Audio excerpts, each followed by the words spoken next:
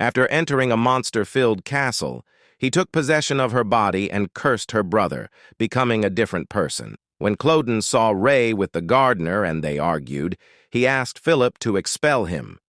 The maid Mary stopped him and said, "Even if I don't stay within my limits, it's better than watching my Lord Cloden drag Lady Ray's body 10 years from now."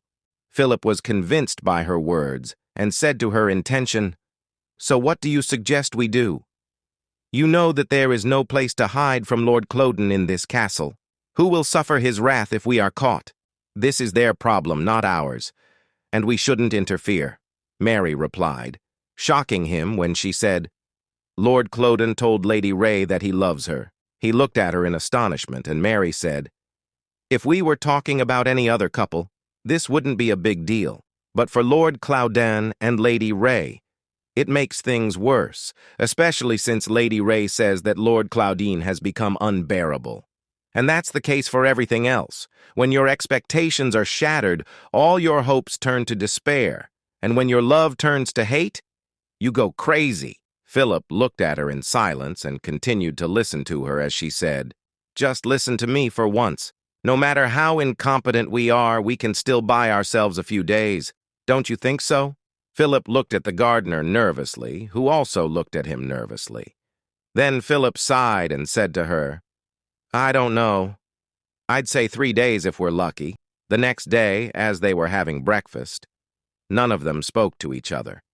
Mary said to herself, "They haven't exchanged a single word." Suddenly, Clouden said to her, "Mary, can you pour us some more sauce?" "Yes, sir," Mary replied. But Ray said, "I don't want sauce." Mary stopped and looked at Clouden nervously, who was clearly angry. Clouden banged on the table in anger and said, "Do whatever you want." "Clouden, you don't have to bang the table so hard," Ray said. "Oh, so that bothers you too?" Clouden replied. "I don't want to hear that," Ray said. "If you're so upset about everything, you can excuse yourself. It seems you're saying that I'm the problem here," Clouden said. Ray looked at him silently, then stood up and said to Lady Mary, "Thank you for dinner," and left quickly. Mary went to her and said, "Lady Ray, what's the matter?" She gave her tea with paper and said, "Take this." Ray took it and looked at it and said, "A note. Why did you bring me this?" "It might be helpful to write down how you feel," Mary replied. Ray stood up and said angrily, "Did Clouden make you do this?" Mary said nervously, "No, that's not why." "Clouden won't read what I write anyway," Ray said angrily. "He'll just get mad and tear up the paper." "Don't say that," Mary replied. "You know how much Lord Clouden loves you." Suddenly, there was a knock at the door and they turned to see it. The servant Philip came in and said, "Lady Ray," and showed a letter saying, "Lord Clouden sent this." "Clouden did?" Ray asked. Philip and Mary felt nervous, and then Philip said to her, "If you want to respond to him, he said you can leave the letter under the vase by the stairs." And there was Ray looking at the letter, saying to herself, "Yellow roses?" Mary said nervously, "I'll leave then. Let us know if you need anything." When they left her room, Mary looked at him and said, "Our plan seems to have worked so far," Philip replied. "Yes, at least we were able to give her the letter."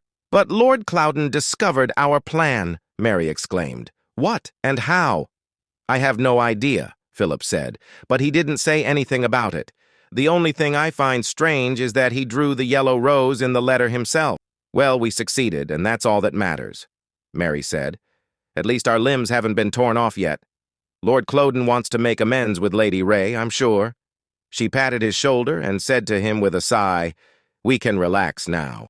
Mary left, and the servant Philip looked towards Ray's room and said, "It's not that easy." At the same time, Ray was reading Cloden's letter, which said, "Ray, when are you planning to return the book you borrowed? I remember everything that belongs to me. I know what's missing even when I look at the empty space on my bookshelf. Do you remember the secret room I showed you? You should know that I don't mistreat anything I cherish, let alone share it with others. So what do you think? Am I the strange one for doing that?" Ray said angrily to herself. "That's all? I was expecting an apology." She stood up and said to herself, "What's this weak excuse about the book? You think I don't know the games you're trying to play? Well, I'll show you." She started writing to him and said in her letter to him, "Dear Clouden, I apologize if my writing is strange. This is the first time I've written a letter to anyone. Of course I remember the room, and it was also the first time we ever spoke at all. I knew that the things you kept were important to you, but, Clouden, I'm not just a thing to be put away." And I remembered when the gardener gave her the flower. She said to him, "Receiving a flower means nothing to me because my heart was always yours to keep in the first place. And I was thinking of you even when I received that flower, Clouden. I'm not very smart, and it was exhausting trying to figure out where you came from. And all I do is think about you and miss you. And now I'm here, waiting for you. Do you really think I was angry with you because I was angry?" She went and put her letter under the vase, as he asked her to, and looked at it. Then she left. And indeed, Clouden took it. After a while, Mary came to see Ray and said to her, "Lady Ray, you have a letter." Ray looked at her and said to herself, "Another yellow rose?" Then she said angrily, "I swear, if it's the same as last time." When she read his letter, it said, "I want to hear you say it. I want to hear you say you love me. Come to where all the yellow roses are, Ray. I'll be waiting for you there. Everyone has something they love. My mother loved her wealth and honor, and my father loved his work, and Hayes loved his clothes and dignity. And I'm the one who needs to make a decision."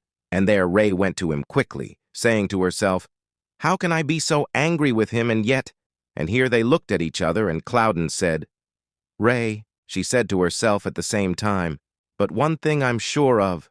Clouden said to her, "I love you. You came to hear me say that, didn't you?" Ray hugged Clouden and started laughing with happiness. Clouden said, "Yes, this must be love." Then they went to their room and he started kissing her. Ray said, "Clouden, wait." But Clouden kept doing what he wanted. Then he said to her, "Why? You don't like me to do this?" Ray said, "No, that's not what I meant to say." Clouden said, "You're being really rude, Ray. Come here." Ray said, "Clouden, wait." Clouden looked at her in surprise and said, "Why? Is there something wrong?" Ray said, "No, that's not what I mean." Then she put him on the bed and said, "Don't move today." She took off her clothes and said, "Let me do all the work." At the time, Hayes was holding food, thinking angrily, "This damn servant. Take this to the gardener. How dare he send me to do all his errands?" When he got to the gardener, he said, "Hey, you!" The gardener looked at him, and Hayes put the food down for him and said, "Eat." But the gardener refused and didn't talk to him. This made Hayes take the bread and eat it, saying, "What did you do to get locked up here like this? I'm sure the reason isn't picking a few flowers. Did you steal something? Trust me. I know what life is like as a nobleman. People try to take advantage of you all the time." But the gardener said, "I didn't steal anything." Hayes said, "Oh yes, of course I should say. This place is kind of tough. Do you really think it's fair to lock someone up like this for a little money?" Hayes finished the gardener's food.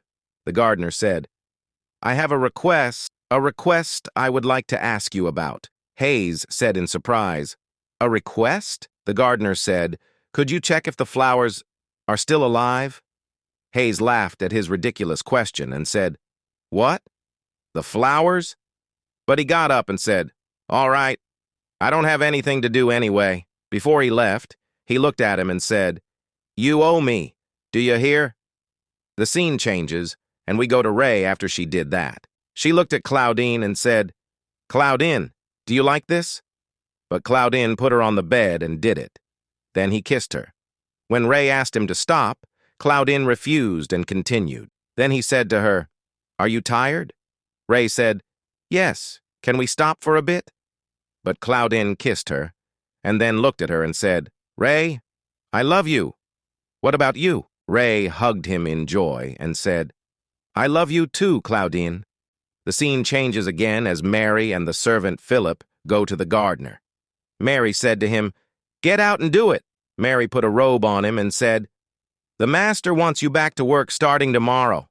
The gardener and the maid were shocked. Ray said to him, "But don't talk to Lady Ray from now on." The gardener looked at the ground. Mary said to him, "I understand that you're lonely, but you can't rely on her." Hayes arrived and gave him the flower he wanted, saying, "All the flowers were alive." The gardener took it and looked at it in joy. At the time, Hayes was saying to him, "I have kept my promise. Stop bothering me now. Just let me go back to sleep." When the gardener left with Philip and the maid, Mary said to him, "When I remembered Clouden drawing the yellow rose for Ray. Oh, by the way, do you know what the yellow rose symbolizes?" The gardener looked at her and then said, "Ah, jealousy." And here the scene changes when the servant Philip goes to Claudine and says to him, "Excuse me, Lord Clouden, but I don't know. Did I hear you correctly?" Clouden said, "This place is very cramped." The servant Philip said, "Do you mean the castle?" And here Clouden got up and went and looked out the window and then said to him, "We need to build an annex." He looked and said to him, "What do you think?" And here Philip looked at him and said to himself, "Again, I don't understand why you want this. But I suppose Lord Clouden has been like this since he was a boy. Looking at the circumstances in which he grew up, his behavior is understandable." And here he remembered the past, when Clouden's grandfather said to him, "You will start working from today." At the time, he was still very young. And here he said to him, "My lord grandfather, what's the matter? Don't you want to work?" Philip said, "Certainly, my lord." And here Philip began to tell him, saying, Lord Clouden was a master from a young age, and his most desperate wish was to start a family and get married through an arranged marriage. He was always indifferent to her, but when she gave him his first child, his attitude changed to something more tender, and their precious son played a big role in making the master spend more time at home instead of going out, and the son brought peace to the family. But the master, after tasting fatherhood, wanted more by having a second child. But this was not easy. I hope this is a good translation. Let me know if you have any other questions.